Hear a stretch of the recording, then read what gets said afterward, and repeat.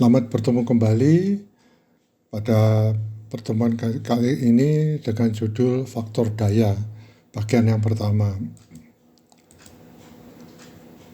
Hampir semua energi listrik dihasilkan, ditransmisikan, dan didistribusikan dalam bentuk arus bolak-balik. Kita ketahui ada arus bolak-balik dan arus searah. Faktor daya memegang peranan penting dalam sistem AC, ya, alternating current, karena daya yang dikonsumsi bergantung pada faktor ini. Beban pada sistem tenaga listrik bersifat induktif, misalnya motor induksi, lampu busur, ya, kemudian ada transformator dan lain-lain yang memiliki faktor daya yang rendah. Faktor daya yang rendah ini meningkatkan arus yang mengakibatkan peningkatan rugi-rugi. Kita tahu bahwa arus itu adalah ada rugi I kuadrat R, dan menyebabkan penurunan efisiensi sistem. Ini direview lagi ya tentang fisika listrik. Oleh karena itu, faktor daya sistem perlu ditingkatkan untuk memastikan transmisi dan distribusi daya listrik yang ekonomis. Jadi tidak rugi karena rugi arus ya. Dan arus itu kalau dihitung itu adalah kerugian daya. Pada kesempatan diskusi ini akan difokuskan pada peningkatan faktor daya. Ya, bagaimana faktor daya itu kita tingkatkan agar kerugian listrik berkurang.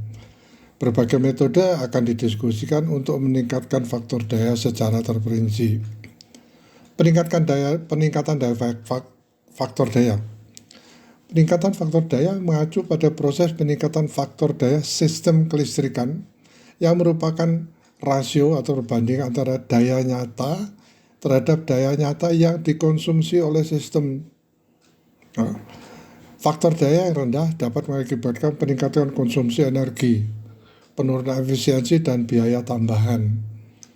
Teknik peningkatan faktor daya meliputi penggunaan kapasitor, filter harmonik, dan perangkat koreksi faktor daya aktif untuk mengurangi daya reaktif dan meningkatkan kinerja sistem secara keseluruhan. Ya, saya sedikit menjelaskan mengenai kenaikan arus ini. Pernah terjadi pada suatu perusahaan pada siang hari, ya, daya cukup mencukupi ya, tidak terjadi pemutusan arus otomatis. Tapi pada waktu malam hari ternyata sering sekali terjadi pemutusan arus. Ya, coba Anda review, itu terjadi karena penurunan tegangan. Karena ada penurunan tegangan sedangkan daya yang dibutuhkan tetap, maka arus dinaikkan. Ya, karena arus naik, maka sistem pemutus arusnya tidak mampu menahan arus yang tinggi sehingga terjadi pemutusan arus secara otomatis. Itu salah satu ya, yang menunjukkan bahwa arus itu bisa merupakan kerugian. Ya, karena yang kita pakai dayanya sama, tetapi ternyata karena arusnya besar, akhirnya daya yang kita pakai ternyata lebih besar. Nah, itu yang disebut dengan faktor daya. Peningkatan faktor daya melibatkan meminimalkan perbedaan fase antara tegangan dan arus. Ini harus diketahui diagramnya. Sebagian besar beban bersifat induktif dan memerlukan sejumlah daya reaktif agar berfungsi dengan baik. Koreksi faktor daya digunakan untuk menyamakan faktor daya. Koreksi faktor daya penting dilakukan untuk menghindari dampak negatif, ya, khususnya biaya. Biaya yang kita membayar energi listrik itu menjadi lebih besar. Masa pakai peralatan juga menurun dan ukuran aksesoris seperti kabel listrik segala macam, ya, karena naiknya arus itu akan terjadi arus lebih ya di dalam sebuah pengantar, dan itu merugikan karena ada kenaikan temperatur misalnya. Mesin induksi yang digunakan di industri yang beroperasi pada beban rendah dan penggunaan daya yang berubah dengan cepat dapat mengakibatkan faktor daya yang rendah. Akibatnya, perusahaan penghasil listrik, dalam hal ini PLN, dapat mengenakan tarif faktor daya atau tarif permintaan maksimum, ya, dalam hal ini KVA, kepada perusahaan atau pelanggan. Nah, nanti kita lihat ada yang mengatakan KVA pada V kali A itu volt kali ampere itu watt ya. Ya, apa bedanya KVA dan KW? Nah, ini yang akan kita lihat nanti ya. Kosinus sudut antar fase tegangan dan arus dalam rangkaian AC, arus bolak-balik, yang dikenal sebagai faktor daya, ya, kosinusnya ini. Jika sudut fase antara tegangan dan arus adalah V, maka faktor daya adalah kosinus V. Dalam rangkaian AC, umumnya terdapat perbedaan fase antara tegangan dan arus. Dalam rangkaian induktif, arus tertinggal dari tegangan yang diberikan dengan sudut V. Oleh karena itu, faktor daya rangkaian disebut tertinggal atau lagging. Sedangkan dalam rangkaian kapasitif, arus mendahului tegangan yang diberikan dengan sudut V. Oleh karena itu, faktor daya rangkaian disebut mendahului, ya, atau maju advance, ya. Nah, ini diagramnya. Ya. Ini adalah V, ya, V tegangannya, sedangkan ini ada I arusnya. Ya, karena I-nya menyimpang, ini sudut V-nya agak besar, maka V-nya itu ini, I kosinus V ini, ya. Sehingga kalau kita membutuhkan daya yang besar dengan tegangan yang sebesar ini, sebenarnya arusnya ini sudutnya harus diperkecil, ya, sehingga arusnya itu bisa sudutnya makin mengecil, mengakibatkan kita tegangan yang kita pakai lebih besar, ya. Nah, ini yang disebut dengan faktor daya. Kalau V makin besar, faktor daya makin kecil, ya, sehingga ada rugi energi. Rangkaian induktif di mana arus I tertinggal dari tegangan yang diberikan dengan sudut V, ya, dari diagram tadi. Diagram vektor menunjukkan bahwa arus I dapat diurai menjadi dua komponen, yaitu komponen horizontal, yaitu I kosinus V, yang sefase dengan tegangan V. Ya. Saya kembali dulu, ya. Jadi, ya, ini I kosinus V. Ya, I-nya itu sebenarnya besar seperti ini. Tapi dengan adanya V ini, maka I yang terlihat sebenarnya adalah kecil, padahal sebenarnya besar. Ya. Oke, saya lanjutkan. Komponen vertikal yaitu I sinus V. Jadi, ya, I sinus V ini, ya. Sebentar. Nah, ini sinus V-nya dan ini cos V-nya, horizontal dan vertikal. Komponen vertikal yaitu I sinus V yang tidak sefase dengan V. Ya. Jadi tulis 90 derajat, besar. Komponen I kosinus V adalah komponen aktif atau berdaya watt, ya, dan komponen I sinus V adalah komponen reaktif atau tanpa daya watt dari arus total. Nah, ini sering dikenal dengan KVA. Ini gambar tadi, ya. Kita lihat ini gambarnya, ya. Kalau ini adalah kita kalikan V, ya. Nah, ini adalah daya, ya, V I cos V. Padahal I-nya besar, benar besar yang terjadi, tapi yang kita pakai hanya sebesar ini. Ya, sebenarnya dayanya mengecil. Ya. Itu sebabnya kalau cos V kita perbesar, maka I akan naik, ini akan makin lebih besar. Ya, artinya daya yang kita pakai sesuai dengan daya yang kita terima. Ya. Jadi kalau misalnya faktor daya ini besar, P-nya besar, faktor dayanya kecil, ya, sehingga yang kita bayarkan lebih besar, padahal yang kita pakai lebih kecil. Nah, ini contohnya, ilustrasinya, ini sudut theta, ini kVA, ini kVAR, ya, dan ini kilowatt. Faktor daya sama dengan daya aktif dibagi daya semu, ya, di mana faktor daya adalah cos V. Nah, kosinus V ini tangan sinus adalah ini, ya, KV ini cos V-nya, kVA ini. Nah, kita bayarnya kVA padahal kita dapatnya cuman sekecil ini KV-nya. Nah, ini disebut dengan segitiga daya. Ya. Jadi faktor dayanya adalah cos V. Jika semua komponen segitiga OAB dikalikan dengan tegangan V, maka diperoleh segitiga daya. Dari segitiga OA sama dengan VI cos V dikenal sebagai daya aktif P, ya, dan diukur dalam watt atau kilowatt. Ya, AB sama dengan VI sinus V dikenal sebagai daya reaktif Q dan diukur dengan VAR atau KVAR. OB sama dengan V kali I. Ya, kita lihat ininya ya, dari gambarnya ya.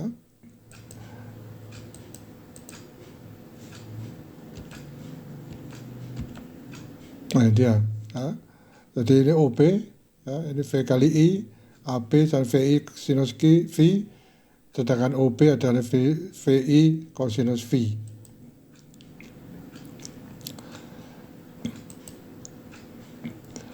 Itu ya, jadi dari segitiga daya, segitiga OAB pada gambar, ya, OB kuadrat sama dengan OA kuadrat plus AB kuadrat, OB kuadrat sama dengan OA kuadrat plus AB kuadrat. Ya, artinya S kuadrat sama dengan P kuadrat plus Q kuadrat. Ya, tadi sudah ditentukan ya bahwa ini adalah KW, ya, kilowatt, sedangkan ini KVAR. Ini sangat S-nya itu KVA. Rumus faktor daya diberikan sebagai faktor daya dalam rangkaian AC. Ya. Kosinus V sama dengan VI cos V per VI ya, dalam ini kilowatt per KVA, kilovolt ampere.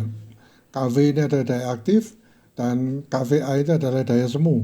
Ya, kita kembali lagi kerugian tadi ya.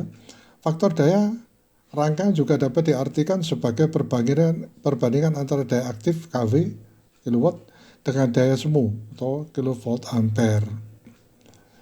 Daya aktif KVAR sama dengan daya semu kali sinus V sama dengan KVA sinus V. Semakin kecil daya reaktif, semakin kecil sudut fase yang menghasilkan faktor daya yang lebih tinggi. Ya, kalau V-nya lebih kecil, faktor daya yang lebih tinggi. Untuk arus terdepan, segitiga daya menjadi terbalik. Ya, oleh karena itu, jika perangkat yang menarik arus terdepan dihubungkan secara paralel dengan beban induktif, maka arus reaktif tertinggal dari beban akan sedikit terkompensasi sehingga menghasilkan peningkatan faktor daya keseluruhan sistem. Penyebab faktor daya rendah. Faktor daya rendah ya kurang dari 0,8 ya, pada sistem tidak diinginkan dari sudut pandang ekonomi. Ya, karena listrik yang kita bayar berbeda dengan yang kita pakai. Berikut ini adalah beberapa penyebab faktor daya rendah. Sebagian besar peralatan AC atau peralatan alternating current atau arus bolak-balik memiliki motor induksi ya 1 fase dan 3 fase yang memiliki faktor daya rendah. Trafo pada gardu hidup memiliki faktor daya rendah juga. Tungku pemanas, ya baik yang busur maupun induksi pada industri itu faktor daya juga rendah. Lampu busur dan lampu pelepasan listrik dioperasikan pada faktor rendah. Ini faktor daya rendah ya. Beban pada faktor daya tidak konstan, tetapi berubah dari waktu ke waktu. Pada periode beban rendah ya, jam pada waktu makan siang atau jam malam dan sebagainya, tegangan suplai meningkat yang menyebabkan peningkatan arus magnetisasi. Oleh karena itu faktor daya sistem turun. Ini kadang-kadang tidak konsisten ya, pada jam malam ini. Ya, kalau sekarang negara industri justru pada waktu malam hari itu daya listrik yang dipakai lebih besar. Ya. Faktor daya pada beberapa jenis beban peralatan. Ya, lampu pijar itu faktor dayanya 1. Lampu busur yang digunakan di sinema atau bioskop itu antara 0,3 sampai 0,7. Lampu neon atau lampu-lampu rambu jalan itu antara 0,4 sampai 0,5. Ya, lampu fluorescence kita sering mengenali sebagai lampu neon OTL itu faktor daya 0,6 sampai 0,8. Ya, pemanas tahanan ya itu 1 faktor daya 1. Ya, tungku busur ini tungku busur yang banyak ya. Jadi dinyalakan banyak bukan hanya 1. Itu koefisien aninya faktor dayanya 0,85. Ini adalah kayak arc furnace tapi 1. Atau itu faktor daya 0,3 sampai 0,4. Ya.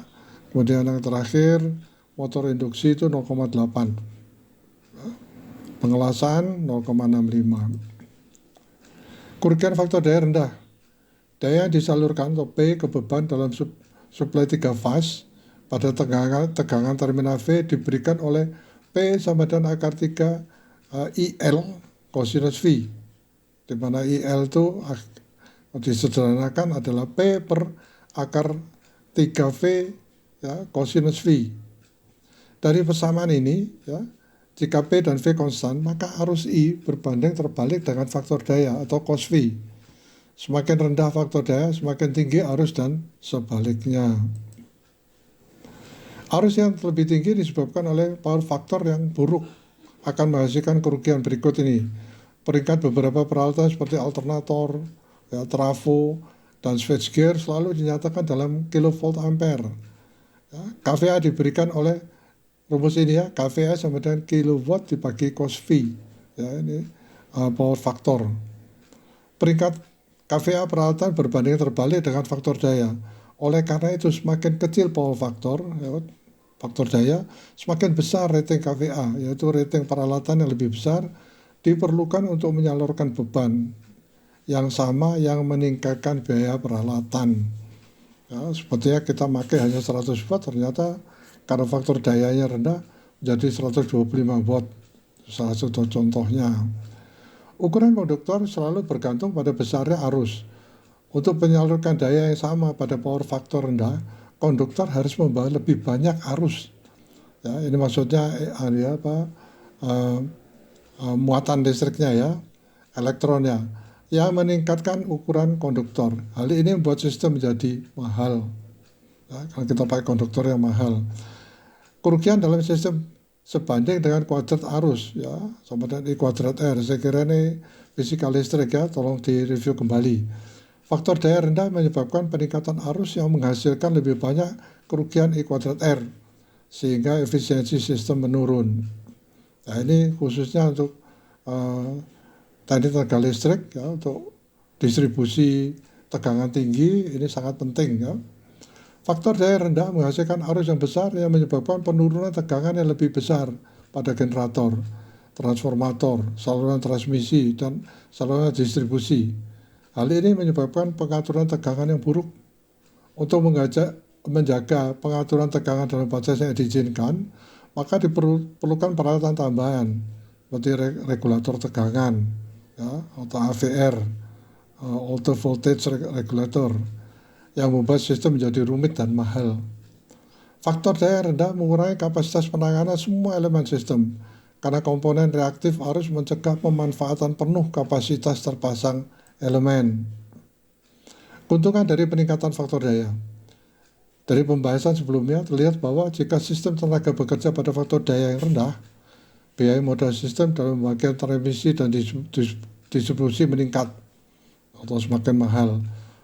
Oleh karena itu, konsumen dan pemasok akan selalu diuntungkan apabila bekerja pada faktor daya yang lebih baik, ya, lebih tinggi maksudnya. Berikutnya adalah beberapa keuntungan dari peningkatan faktor daya. Pasti ya, kapasitas kilowatt penggerak utama dimanfaatkan dengan lebih baik. Kapasitas kilovolt ampere, alternator, transformator, dan saluran transmisi meningkat. Terjadi penurunan kerugian saluran transmisi. Ya, ini nanti akan spesifik pada golongan saluran udara ya, tegangan rendah, ekstra tinggi, yang sutet dan sebagainya. Penurunan tegangan saluran transmisi berkurang yang menghasilkan pengaturan yang lebih baik. Ya, arusnya lebih kecil, ya, maka elektron yang dibawa bisa lebih besar. Efisiensi setiap pembangkit meningkat, ya, PLTA, PLT, dan sebagainya. Biaya keseluruhan per unit menurun, ya, sudah pasti itu. Ini adalah bagian yang pertama dari power factor atau faktor daya. Ya, nanti akan dilanjutkan pada bagian yang kedua. Terima kasih.